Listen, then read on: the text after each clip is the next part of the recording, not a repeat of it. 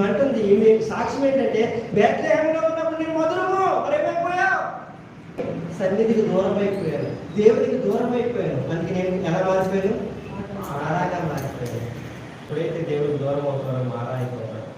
నీ జీవితమే చీకటైపోతుంది, నీ జీవితమే చీకటైపోతుంది, నీ జీవితమే దుఃఖం అయిపోతుంది.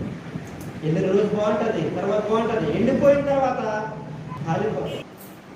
లోకంతో స్నేహం అంటే దేవుడితో వైరం అంటున్నాడు. వ్యభిచారులారా, మీరు నన్ను విడిచిపెట్టి ఆ లోకం దగ్గరికి వెళ్ళిపోయారు. నేను మీతో నివాసం చేద్దాం అనుకుంటే మీరే దేవుడితో నివాసం చేస్తున్నారు, లోకంతో నివాసం చేస్తున్నారు.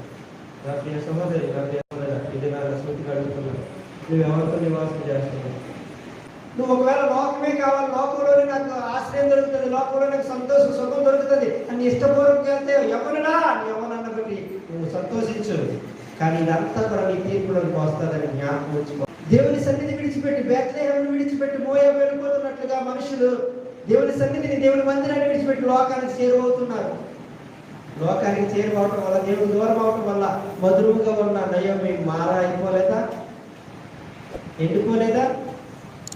దేవుని దగ్గరగా ఉండవలసిన గెహాజీ లోకంలో ఉన్న ఆ యొక్క ధన ఆశను చూసి లోకంలోకి వెళ్ళగానే ఎండిపోలేదా? కుష్ఠరోగాన్ని సంపాదించుకోలేదా?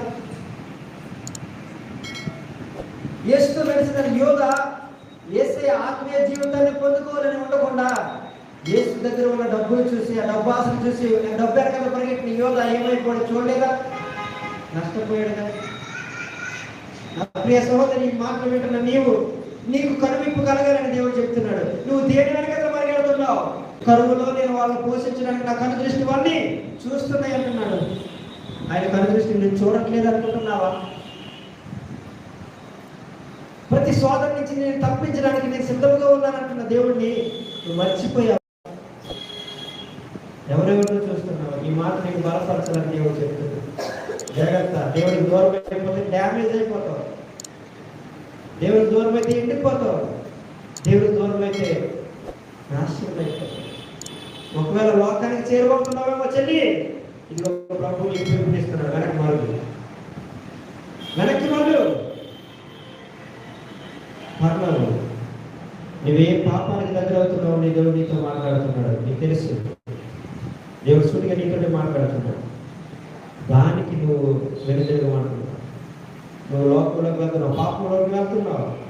ఇదిగో నా